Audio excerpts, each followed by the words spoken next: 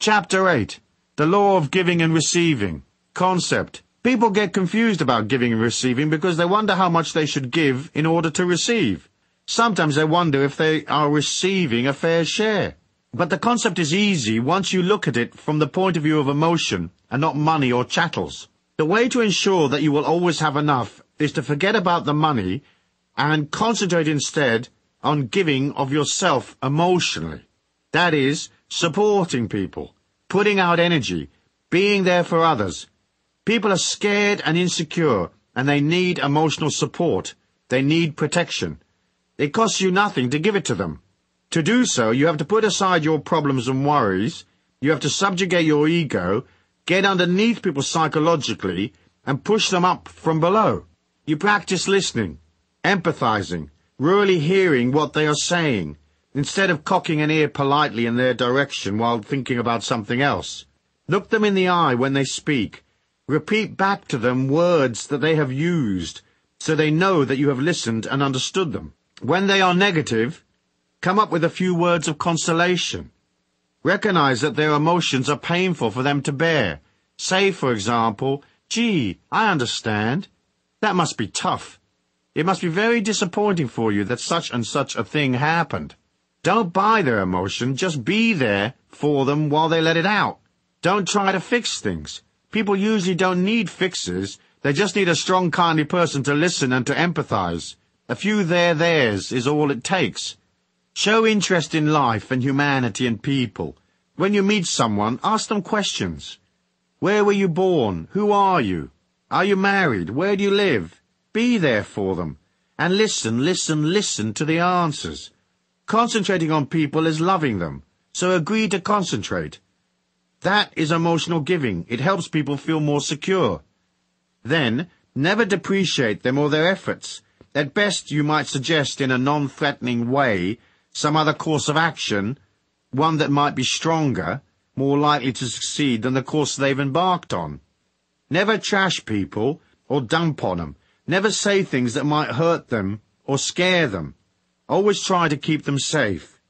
Make these laws of giving a part of your code of living. You will fail, as we all do, and you'll get annoyed and lose it. But keep trying, for in the end, you have to fall in love with life and yourself, and falling in love with humanity is one of the ways you learn to love yourself. It's the first hurdle in the giving game.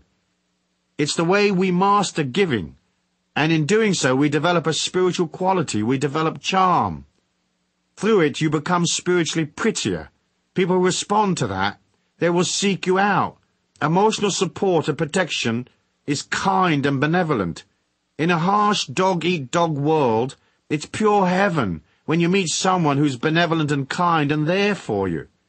Once you have the emotional giving sorted, the rest of it follows along naturally.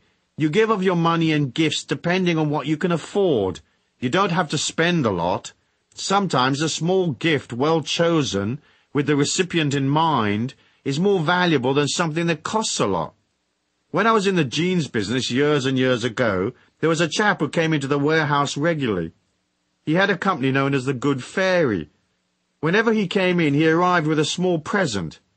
It was often just a few sticky buns or chocolates or cold drinks, something like that. Everyone liked him, and we cut him all sorts of special deals on the jeans he bought.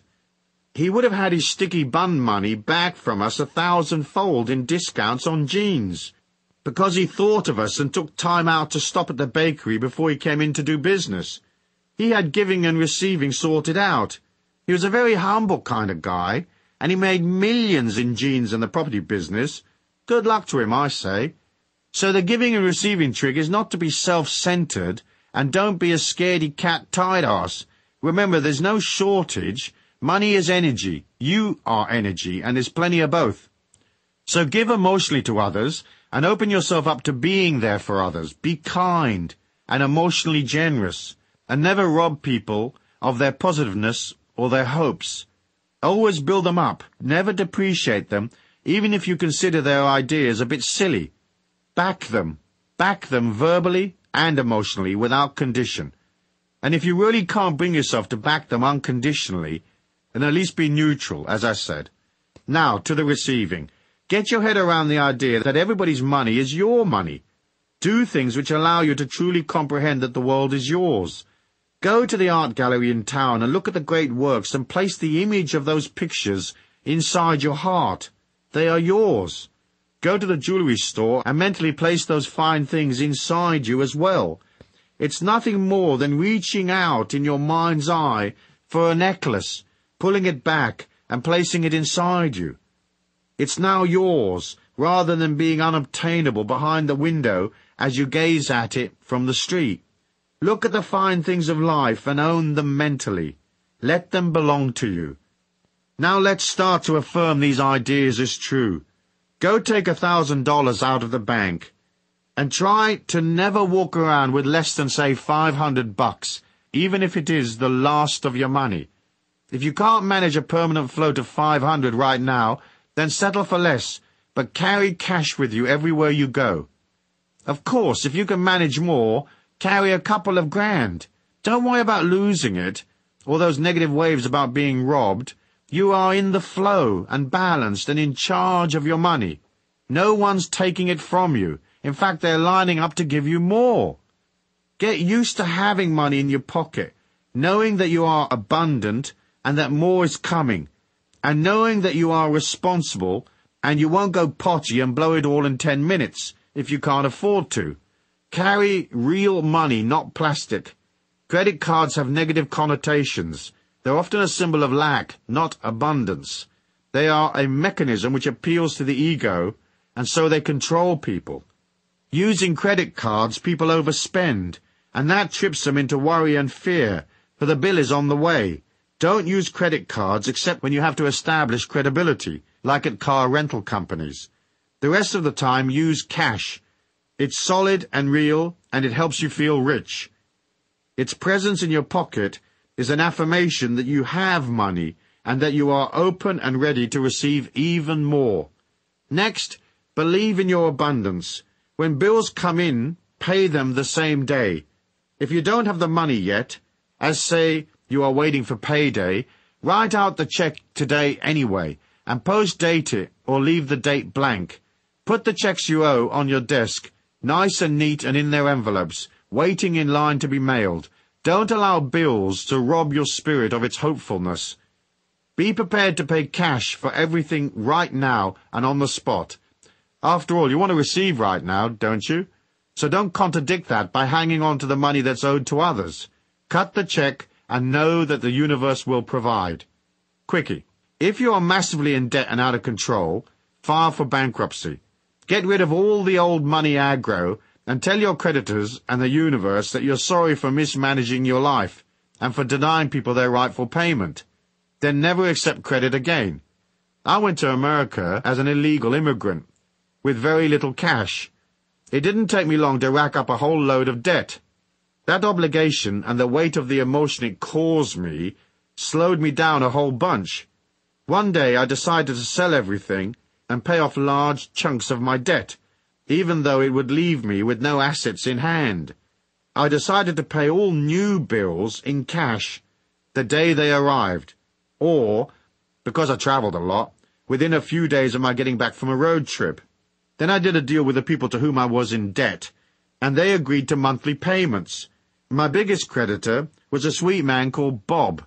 I owed him $55,000, so I sent him 55 $1,000 checks. Every month his money went through, and eventually I didn't owe Bob a dime. He got it all back. I made the information that I wasn't going to live in the emotion of lack anymore, and that even though I didn't have enough to pay all my old debts, I was ready to reform and simplify my life by creating no new debt. In addition, I agreed with self to work especially hard to settle my old obligations. Doing this changed my financial situation around. It took me several years to get it all sorted out, as I was originally over $400,000 in debt. But in the space of 5 years, I settled everything, including paying an ex-wife $100,000. In addition to paying my debts, I made and saved several $1,000,000. Make the affirmation that you are abundant enough and disciplined enough to go to a cash basis, paying for things as you go. Soon your whole outlook changes. You go from desperately needing to win a little time for your bills, to being serene and at one with your money trips. Suddenly this mind shift clicks the universe at large onto your side, and you're now coming from strength. That solidity pulls money to you more and more. Of course, you first must go past your resistance to letting go. It's weird how it all works. I reckon it's your fearlessness and self-discipline that affects the change. I should also remind you that, as part of your affirmation that you're open and worthy to receive, you'll have to practice accepting what is offered to you in life. I deal with this idea a lot in my other books, so I won't dwell on it here, but let me remind you of the rule.